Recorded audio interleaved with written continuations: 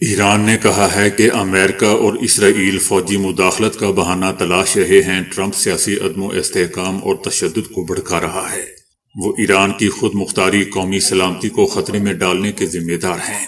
ایران کا کہنا ہے کہ امریکہ اور اسرائیل کی کارروائیوں سے بے گناہ شہری جاں بحق ہو رہے ہیں۔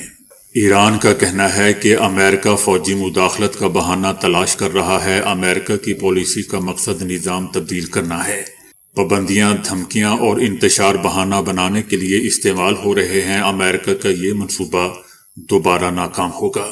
دوسری جانب ایرانی وزیر خارجہ عباس عراقچی نے جرمن چانسلر کے بیان پر کہا ہے کہ برلن انسانی حقوق کے لیکچر کے لیے سب سے بدترین مقام ہے۔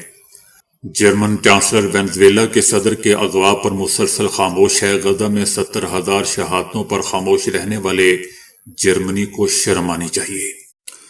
برطانوی اور انٹرنیشنل میڈیا کا کہنا ہے کہ ایران میں کرنسی کی قدر میں گراوٹ، مہنگائی اور مظاہروں کے باوجود حکومت گرنے کے کوئی آثار نہیں ہیں۔